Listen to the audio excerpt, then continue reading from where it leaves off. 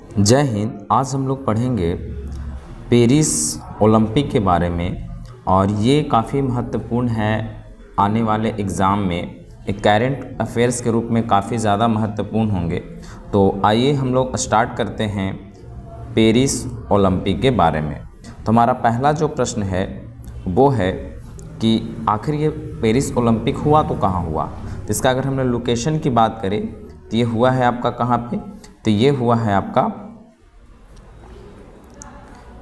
आपका पेरिस में, क्योंकि इसके नाम से ही पता चल रहा है कि आखिर ये हुआ है कहाँ पे। तो ये हुआ है पेरिस में। और ये कौन सा एडिशन रहा था, तो ये रहा था 33वां एडिशन रहा था। कौन सा? 33वां। और इसमें कितने देशों ने भाग लिया, तो 206 देशों ने। कितने देशों ने भाग लिया है? 206 देशों में। जबकि इसमें कितने खिलाड़ी मौजूद थे, तो वे थे 10,714। कितने थे? 10,714 खिलाड़ी इसमें शामिल थे। इन्वेशन की बात किया जाए तो इसमें से 32 गो स्पॉट थे, समझ गए कि नहीं। और इसका अगर ओपनिंग की बात किया जाए कि आखिर इसकी ओपनिंग की शुरुआत कब हुई, आखिर ये कब से स्टार्ट किया गया, तो ये स्टार्ट किया गया है 26 जुलाई 2024। 26 जुलाई 2024। और ये कब समाप्त हुआ, तो 11 अगस्त 2024 को ये समाप्त कर दिया गया। जबकि इसके उद्घाटन की बात करें तो पेरिस के जो राष्ट्रपति हैं मैक्रोन ने इसका उद्घाटन किया था। आते हैं, अब समझते हैं कि आखिर भारत की ओर से कितने खिलाड़ियों ने भाग लिया।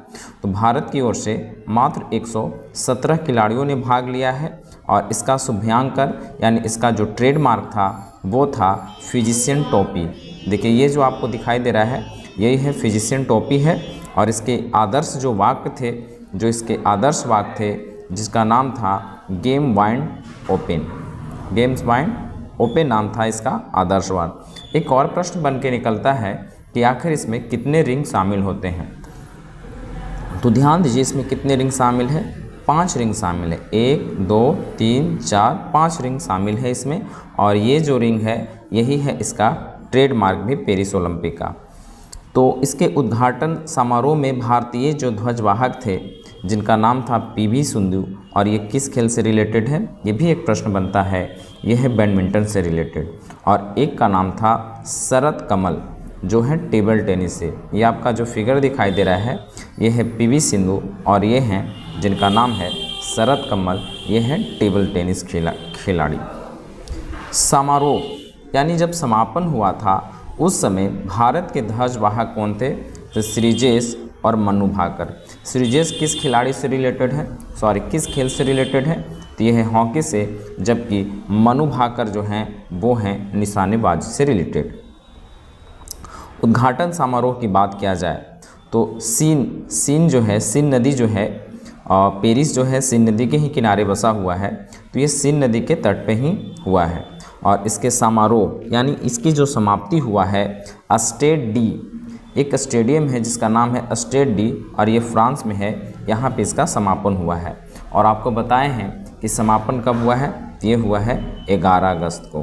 कब हुआ था? 11 अगस्त 2024 को। अब आते हैं इसमें पेरिस ओलंपिक के जो सेफ डी मिशन जिसका गगन नारेस निशानेबाजी हैं, आगे आते हैं। और इनका एक और है बिल्किंस मिल, पेरिस ओलंपिक की पहली भारतीय जिसने महिला जूरी सदस्य बनी। महिला, देखिए ये इंपॉर्टेंट प्रश्न निकल के आएगा कि पहली भारतीय महिला कौन थी जिसने जूरी सदस्य में अपना, तो ये जिनका नाम है बिल्किंस मीर। अब आते हैं इसमें सबसे पहले 1900 और 1924 में मेज़बानी के बाद 1924 में 3 बार ग्रीष्मकालीन ओलंपिक की मेज़बानी करने वाला दूसरा शहर बन गया है। कौन? पेरिस। कौन सा शहर बन गया है? ये बन गया है दूसरा। आप देखिए अगर पहले शहर की बात किया जाए, इसके बाद वाला जो शहर की बात किया जाए तो 1908, 48 और 12 ये कौन कर रहा था? ये लंदन कर रहा था।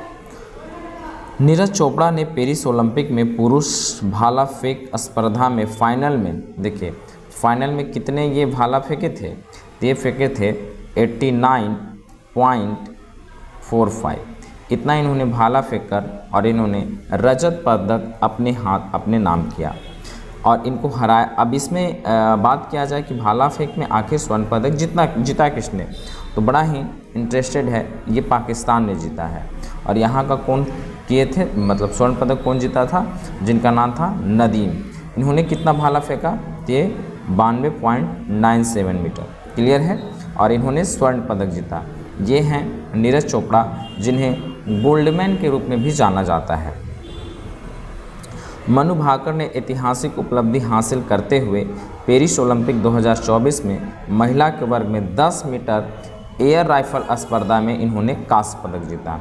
क्या जीता है, कांस्य पदक जीता है। इस तरह वह निशानेबाजी ओलंपिक में पहली भारतीय महिला बन गई, पहली भारतीय महिला निशानेबाजी में। ऐसे बात किया जाए तो ये सिर्फ निशानेबाजी की बात में पहली बार बनी है। भाकर ने 221.7 अंक हासिल करके तीसरा स्थान इन्होंने हासिल किया है। कौन सा स्थान, तीसरा स्थान इन्होंने हासिल किया है। अब आते हैं मनु भाकर के बारे में थोड़ा सा और जानते हैं। मनु भाकर सरजीत सिंह ने पेरिस ओलंपिक दक्षिण कोरिया को 16-10 से हराकर 10 मीटर एयर राइफल मिश्रण में कांस्य पदक जीता है। इनका नाम है मनु भाकर, और ये जो आपको फोटो दिखाई दे रहा है, इनका नाम है सर्वजोत सिंह। इस प्रकार मनु भाकर एक ही ओलंपिक में 2 पदक जीतने वाली पहली भारतीय खिलाड़ी बनी। एक ही ओलंपिक में 2 पदक इन्होंने जीता है। निशानेबाजी कुशाले ने पुरुष की 50 मीटर एयर राइफल, कितने metre, 50 metre air rifle 3 position final में इन्होंने कांस्य पदक जीता। इनका नाम है स्वप्रुल कुशैल। चीन के लियो युक्नु ने 463.6 अंकों के साथ स्वर्ण पदक जीता है। देखिए याद रखिएगा, कहाँ की ये थी, ये थी चीन की, और इसका नाम क्या है, लियो। जबकि यूक्रेन के सेरही कुलिस ने 46, देखिए ये है 46 और ये है 46 इन्होंने रजत पदक जीता था। आते हैं अगले प्रश्न की ओर। और भारत में अमन शेखावत, क्या नाम बताएं, अमन शेखावत ने ओलंपिक 2024 में 57 किलो कुश्ती के श्रेणी में फ्यूटोरिको डेरियाटो क्रूज को 15-5 से हराकर इन्होंने कांस्य पदक जीता है। आपको बस ये याद रखना है कि अमन जो हैं वो कांस्य पदक जीते हैं कुश्ती में 57 केजी वाला में। कांस्य पदक के साथ भारत ने 2008 के बाद ओलंपिक प्रत्येक संस्करण में कुश्ती पदक हासिल करते जा रहा है। मतलब 2008 के बाद जितने भी ओलंपिक 4-4 वर्ष के बाद हुआ है, उन सब में कुश्ती में अपना पदक अपने नाम किया है इंडिया ने। अब आते हैं चौंकाने वाले घटनाओं के बारे में देखते हैं। विनेश फोगाट यहाँ महिला के 50 स्पर्धा फाइनल में सबसे अधिक वजन पाए जाने के बाद ओलंपिक ने इसे अयोग्य घोषित कर दिया। अगर इनको 50 ज़्यादा इनका वजन पाएगा, इसलिए इसको हटा दिया गया। और मात्र कितना वजन ज़्यादा था, मात्र 100 ग्राम। देखिए 100 ग्राम की वजह से इनको ओलंपिक से बाहर कर दिया गया है। किसे कर दिया गया था, विनेश फोगाट को। क्लियर है बातें। अब आते हैं अविनेश सावल 3000 मीटर स्पीड चेंज फाइनल के लिए क्वालिफाई करने वाले पहले भारतीय पुरुष बने। अभिनव बिंद्रा को अंतर्राष्ट्रीय ओलंपिक समिति द्वारा ओलंपिक ऑर्डर से सम्मानित किया गया। ओलंपिक ऑर्डर से सम्मानित किया गया किन्हें, अभिनव बिंद्रा को। आइए अगले प्रश्न की ओर और समझते हैं जेंडर विवाद के बीच इमनेंग खलीफा ने पेरिस ओलंपिक में गोल्ड मेडल जीता। कौन सा, गोल्ड मेडल इन्होंने जीता है। अब आते हैं जेंडर विवाद के बाद इन्होंने जीता है। ओलंपिक में पहली बार पदक जीते देश के बारे में समझते हैं। अल्बानिया। पुरुष के 74 किलोग्राम फ्री स्टाइल कुश्ती में चेयरमैन वाइलेयन को कांस्य पदक मिला है। इसके बाद है केक वेल्ड। डेविस डिपीना पुरुष 51 किलो मुक्केबाजी में कांस्य पदक इन्होंने अपने नाम किया है। डोमिनिका, इसने ट्रिपल जंप में किया है, सेट वाला में किया है। अब आते हैं बोस्वाना ने 200 मीटर में और ग्वाटेमाला में शूटिंग में। आते हैं आगे, और एक है समर ओलंपिक जिसे ग्रीष्मकालीन कहते हैं, और एक है विंटर ओलंपिक जिसे शीतकालीन कहते हैं। तो अगर 2020 की बात किया जाए तो ये हुआ था टोक्यो में, और 24 जो हुआ है वो हुआ है आपका पेरिस में। जबकि आगे का जो 2028 में जो ओलंपिक होने वाला है लॉस एंजलिस में होने वाला है, और ये कहाँ होगा? यूएसए यानी अमेरिका में होगा। अब आते हैं शीतकालीन ओलंपिक के बारे में आते हैं। तो 2022 में कहाँ हुआ है? बीजिंग में। 2026 में कहाँ हुआ? मेलबर्न में। और 2030 में कहाँ होगा? ये होगा फ्रांस में होगा। देखिए 2028 में कहाँ होने वाला है ग्रीष्मकालीन? तो ये होने वाला है यूएसए। और 2030 में शीतकालीन जो ओलंपिक होने वाला है ये होने वाला है फ्रांस में। ओलंपिक की शुरुआत के बारे में जानते हैं। इसके कुछ छोटे मोटे इतिहास हैं, इसके बारे में हम लोग समझते हैं। प्राचीन ओलंपिक खेल की शुरुआत 776 ईसा पूर्व पेरिस के ओलंपिक शहर से हुआ था। और ओलंपिक में पहली बार ग्रीक देवता जियास के सम्मान में खेला गया था। किसके सम्मान में? जियोस के सम्मान में ये खेला गया था। अब देखते हैं पहला आधुनिक ओलंपिक एथेंस ये कब हुआ? देखिए ये बड़ा अच्छा प्रश्न है। ये हुआ था 1896 में हुआ था। तब ये हर 4 वर्षों के बाद, कितने वर्षों के बाद? ये 4 वर्षों के बाद हर साल से अब तक खेले जाने लगे हैं। तो आगे समझते हैं फिर से।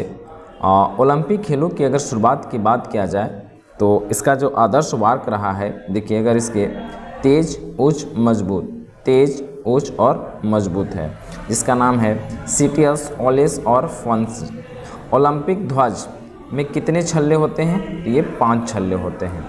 अब ये 5 छल्ले नीले, पीले, काले, हरे और लाल होते हैं। कैसे होते हैं? तो देखिए ये हो गया आपका कौन सा? नीले, पीले, काले, हरे और लाल होते हैं। ये आपने यहाँ पे देखा। तो ये जो छल्ले होते हैं ये किस चीज़ को दर्शाते हैं? ये 5 छल्ले एकता का प्रतीक दर्शाते हैं।